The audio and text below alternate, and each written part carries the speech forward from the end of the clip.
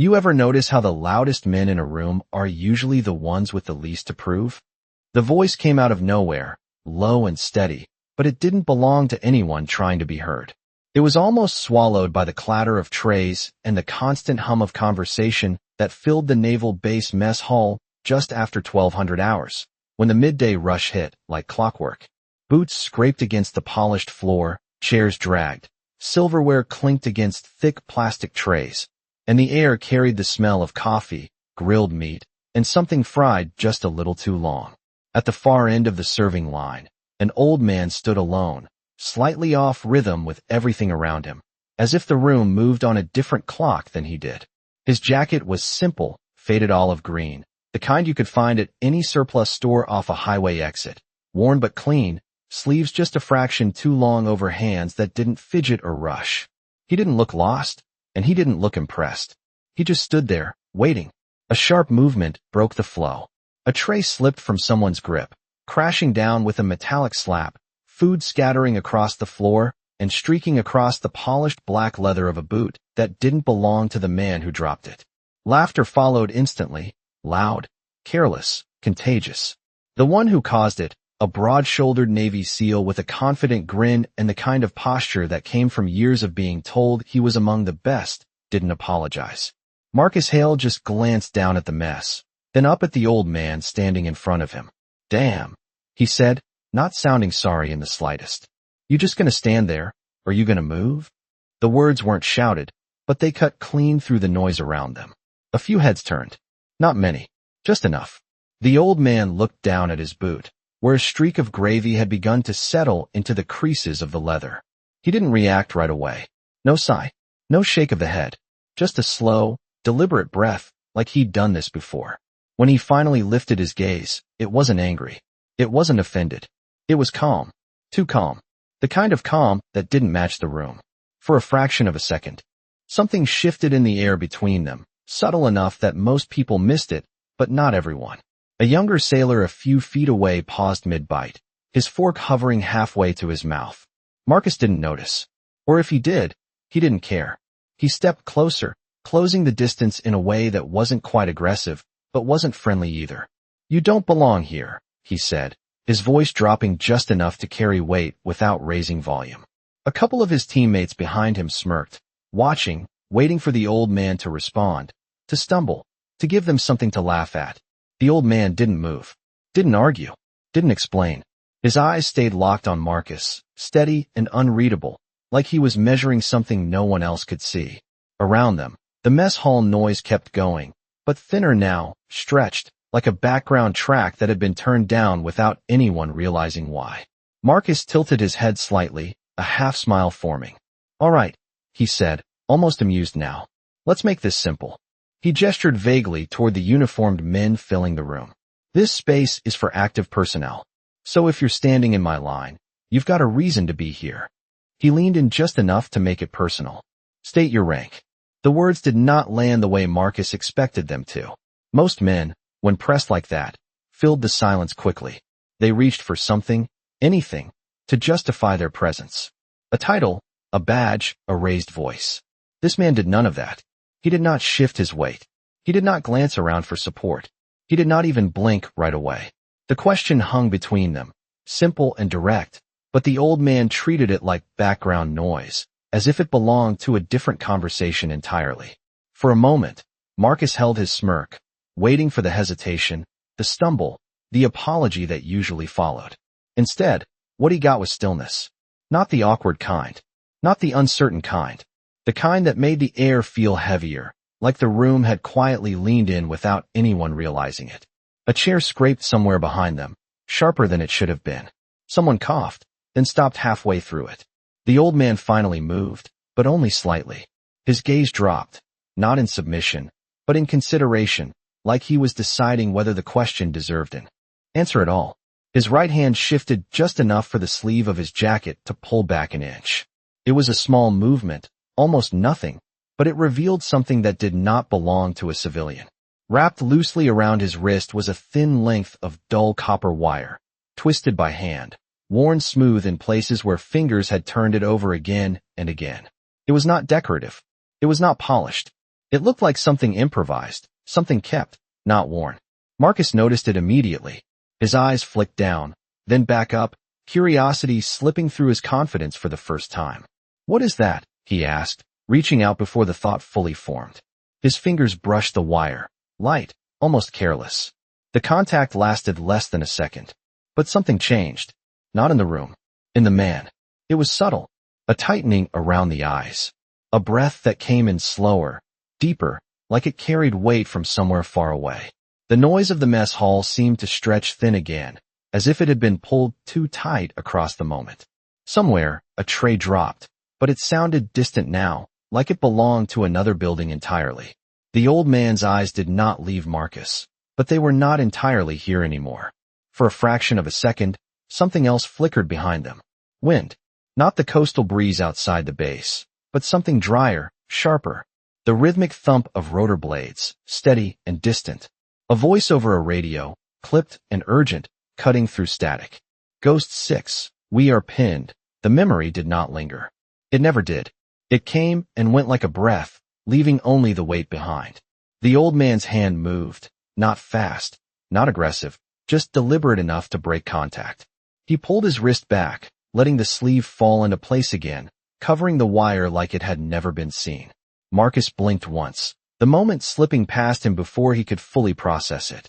He straightened slightly, his expression tightening, the easy amusement gone, replaced by something sharper, more focused. Around them, a few more people had gone quiet. Not enough to stop the room, but enough to feel different. The younger sailor who had paused earlier was no longer eating. His eyes were fixed on the old man now, a faint crease forming between his brows, like he was trying to remember something he had heard once and never expected to see. Marcus took a half step back, resetting the space between them, reasserting control. "I asked you a question," he said, his voice firmer now, less playful, more official. "This is not complicated." He folded his arms, shoulders squared, every inch the trained operator used to being obeyed. "State your rank." The second time the question was asked, it did not echo. It settled. It pressed down on the space between them like weight added to a scale that had already begun to tip. The old man lifted his eyes fully now, not just meeting Marcus, but holding him there, steady and unhurried, as if time had shifted slightly out of alignment for him alone. There was no defiance in that look, no challenge, but there was something far more unsettling. Recognition, not of the man standing in front of him, but of the type, the posture, the tone, the certainty that authority alone was enough. He had seen it before. Different faces. Same voice. Same question. Somewhere behind Marcus, a chair stopped moving mid-scrape. A conversation died halfway through a sentence. Logan Pierce felt it before he understood it. He had been standing near the far table, one hand resting on the edge of his tray, watching what had started as just another mess hall exchange. But something about the old man had been bothering him from the beginning. It was not the clothes. It was not the age. It was the way he stood. Balanced. Still. Like he was never fully at rest, even when he was not moving. Logan had seen that before, but not here. Not in a place like this. His eyes drifted to the man's hands, then to the sleeve that had just fallen back into place, covering the copper wire again. His stomach tightened slightly. He did not know why. Marcus shifted his stance again, impatience now bleeding into his tone. "I am not going to ask a third time," he said, his voice carrying just enough to draw a wider circle of attention. "You are either active, or you are not. And if you are not, you are out of line." The words were clean. Procedural. Backed by rules. Backed by confidence. The kind of confidence that came from never having been wrong in a place like this. The old man exhaled slowly, the kind of breath that seemed to travel through years rather than seconds. When he spoke, it was not loud. It did not need to be. "Rank," he repeated, as if testing the word, turning it over once before setting it down. A faint crease formed at the corner of his mouth. Not quite a smile, not quite anything else. "That is what you are looking for." Marcus did not answer. He did not need to. The expectation was clear.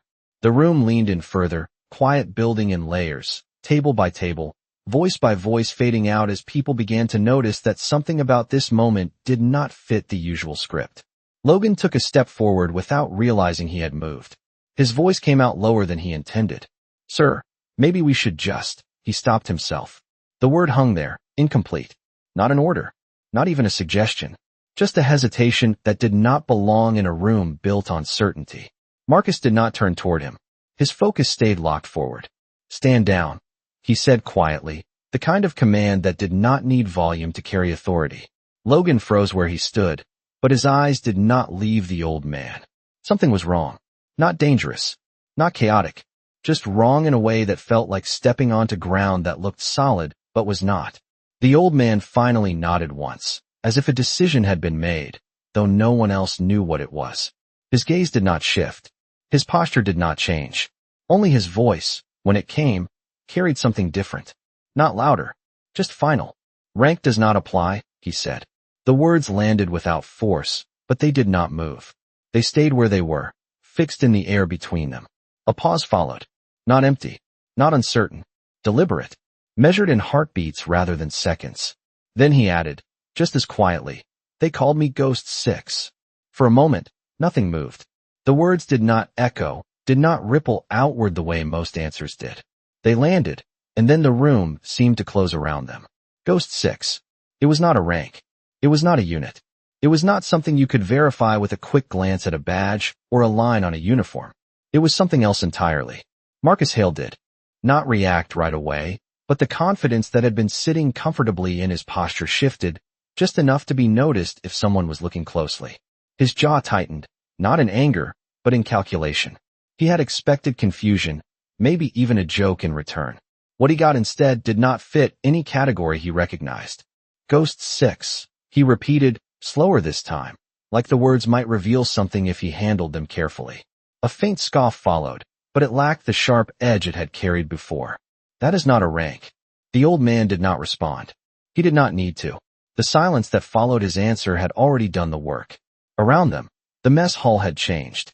Conversations had not just quieted. They had stopped. Trays sat untouched. Forks rested midair or lay forgotten beside plates. The hum of voices that had filled the room minutes ago was gone, replaced by a stillness that felt deliberate, almost disciplined, as if the room itself had snapped to attention without being told. Logan Pierce felt his pulse pick up, not from fear, but from recognition trying to force its way to the surface. Ghost 6. He had heard something like that before. Not in training manuals. Not in briefings. In stories. The kind that moved quietly between people who had been around long enough to know when not to ask too many questions. He took another step forward before he could stop himself. Sir.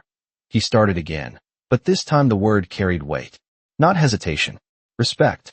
Marcus turned his head slightly, just enough to acknowledge him without breaking focus completely. You know something? He asked, low, controlled. Logan hesitated, and that hesitation said more than any answer could have. His eyes flicked back to the old man, studying him now, not as an outsider, but as a problem he could not solve. I am not sure, he said, honest in a way that felt out of place. But that does not sound like nothing. The words hung there, fragile but real. Marcus exhaled slowly through his nose, recalibrating, pulling himself back into control. He straightened his shoulders again, recentering in the role he understood. Call signs do not mean anything here, he said, louder now, enough for the surrounding tables to hear. Not without context. Not without verification. It was the right response. Logical. Structured. Grounded in protocol. The kind of answer that restored order. But it did not restore the room. Because the room was no longer listening to the words. It was watching the man who had spoken them first. The old man shifted his weight slightly, the first real movement he had made since answering. Not a retreat. Not an advance. Just a subtle adjustment, like someone preparing for something that had not happened yet. His eyes moved, not scanning, not searching, but noticing. Doors, windows, exits, people, not as threats, as variables. Then they settled back on Marcus, steady as ever. A faint sound cut through the silence. Not loud, not dramatic, just the sharp click of a door opening somewhere behind the room. It was enough.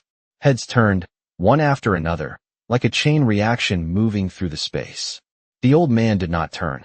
He did not need to. Whatever had just changed, he had already expected it.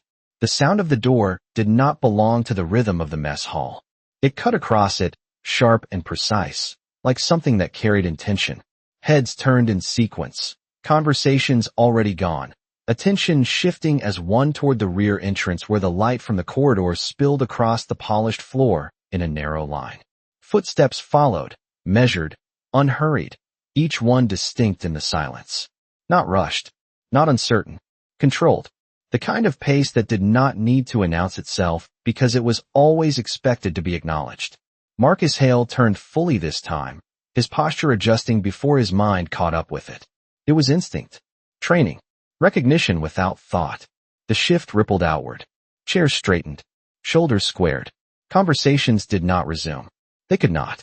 Logan Pierce felt it like a current running through the room, subtle but undeniable. Whatever was coming through that door did not belong to ordinary interruptions. It belonged to command. The figure that entered did not raise his voice. He did not need to. Vice Admiral Scott Mercer moved into the mess hall with the same quiet authority that had filled rooms far larger than this one. His uniform crisp, his presence carrying a weight that came from decades of decisions made without hesitation. His eyes did not sweep the room. They did not search. They moved with purpose, tracking a line that had already been drawn before he stepped inside. Conversations were gone now, completely. The hum of the room had collapsed into a silence so complete that even the faint hum of the ventilation system seemed louder than it should have been. Marcus straightened fully, his heels aligning instinctively, his shoulders locking into place.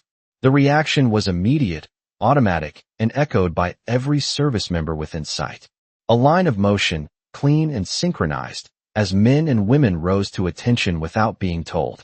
Logan followed a half-second later, his heart beating harder now, not from fear, but from the realization that whatever he had sensed before had just become real. The Admiral did not acknowledge the room. Not yet. His gaze remained fixed forward, cutting through the space between tables, past rows of uniforms, past the rigid lines of attention, until it reached the one figure that had not moved. The old man stood exactly where he had been, unchanged, untouched by the shift in the room around him. He did not turn. He did not adjust. He did not react to the presence that had caused everyone else to rise. For a brief moment, the two figures existed in the same space without movement, without sound, the distance between them narrowing with each step the Admiral took. Marcus felt it then, a subtle break in the pattern he had always trusted. The Admiral was not scanning the room. He was not assessing the situation. He was not even looking at the seal standing directly in front of him. He was looking past him, through him, at the man he had just questioned. The realization came quietly, but it landed with weight. Marcus did not move, but something inside his certainty shifted, just enough to be felt. Logan saw it too, the line of focus, the way the Admiral's path never wavered, never adjusted, like it had been set long before he entered the room. The distance closed. 10 feet. 8. 5. The Admiral slowed, not out of hesitation, but precision, stopping exactly where he needed to, directly in front of the old man. For a fraction of a second, nothing happened. No words. No gestures. Just stillness, heavy and complete. Then, without announcement, without hesitation, Vice Admiral Mercer brought his hand up in a sharp, deliberate motion. A salute. Perfect. Unmistakable. Directed not at rank, not at uniform, but at the man standing in front of him.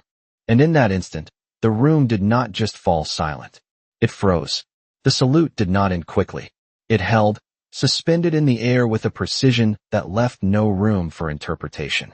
Vice Admiral Mercer did not rush it, did not soften it, did not treat it as a formality. It was deliberate, measured, given with the kind of weight that could not be mistaken for routine respect.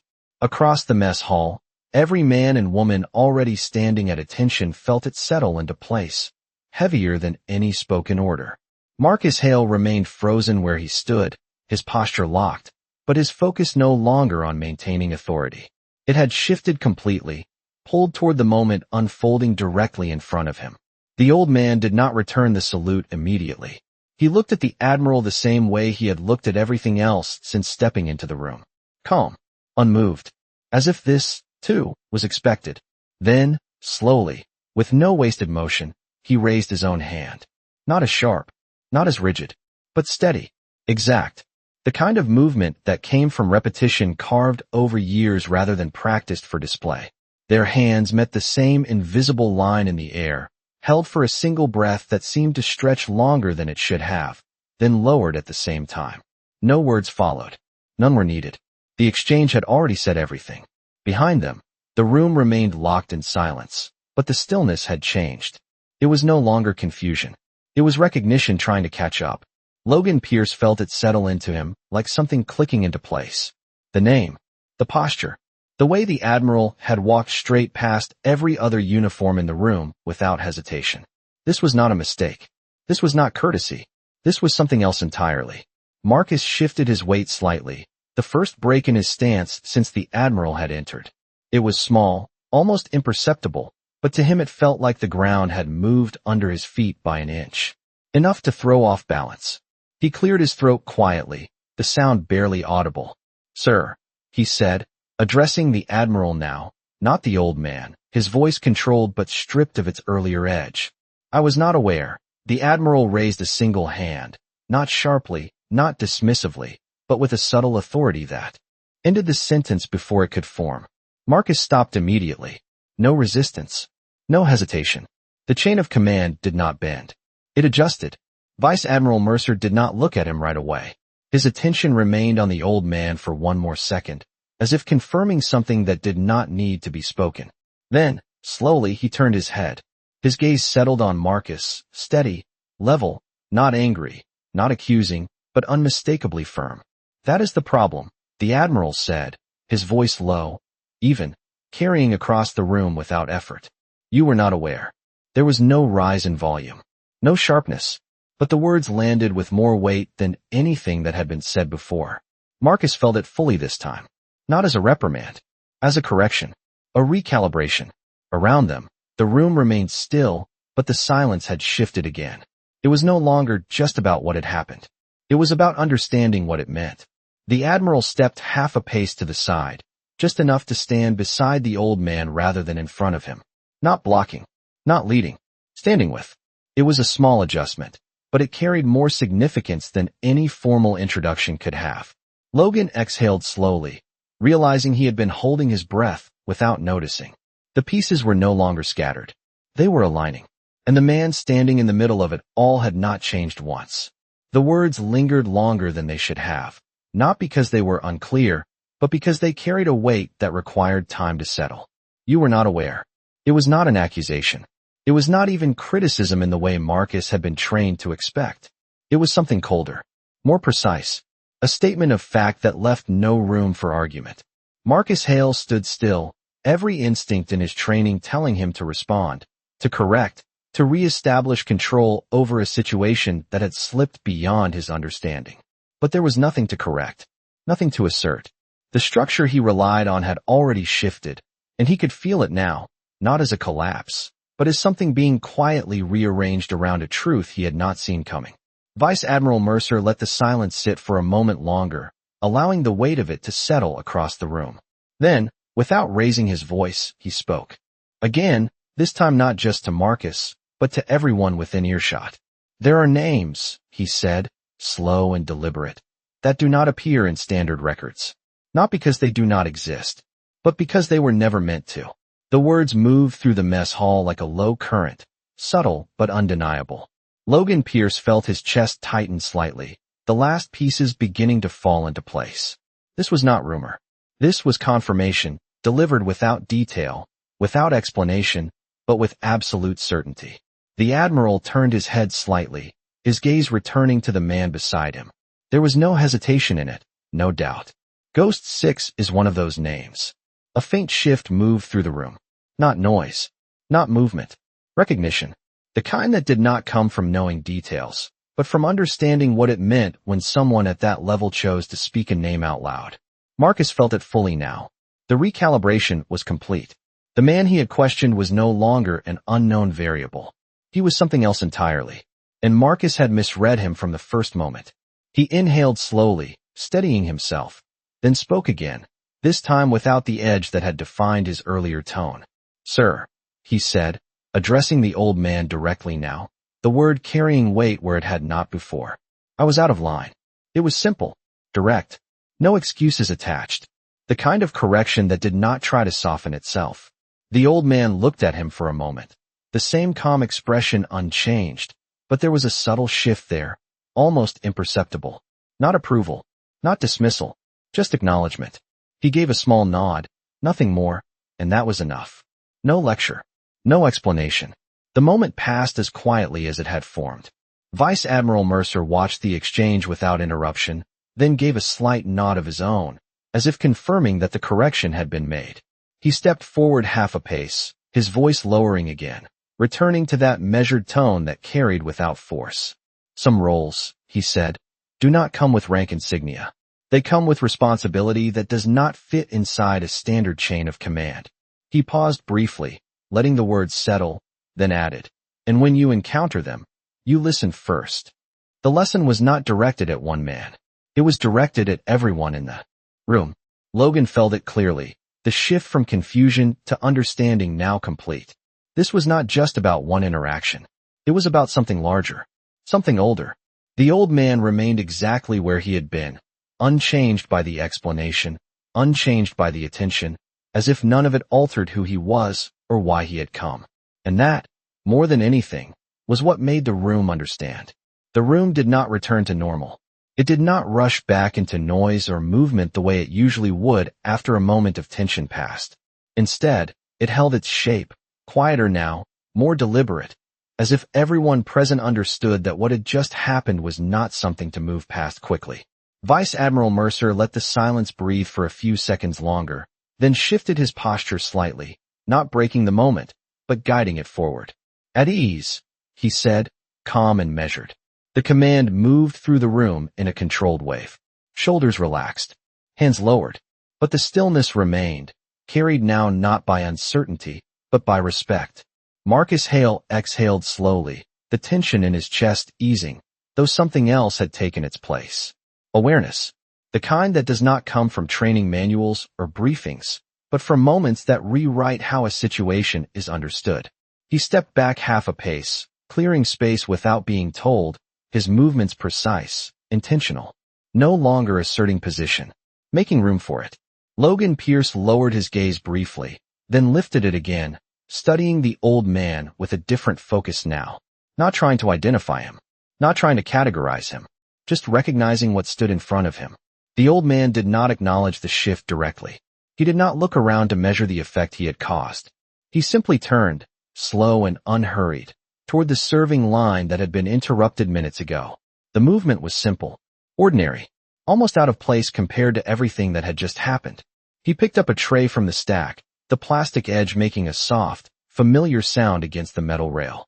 The kind of sound that belonged to routine, to everyday life. He moved forward one step, then another, rejoining the line as if nothing had changed. For a moment, no one followed. The line, once crowded and noisy, stood still, held in place by something unspoken. Then, quietly, one person stepped forward behind him. Then another. The motion returned, slow at first, then steady, the rhythm of the mess hall rebuilding itself around the man at the front. But it was not the same rhythm as before. It was quieter, more aware. Marcus watched it happen, his mind still catching up to what his instincts had already accepted. He glanced toward Vice Admiral Mercer, who remained standing beside the line, observing without interference. There was no need for further explanation. The lesson had already been delivered. Logan shifted his weight, then moved back toward his table, though his eyes did not leave the old man until he was halfway across the room. He sat down slowly, his tray untouched, the food in front of him forgotten.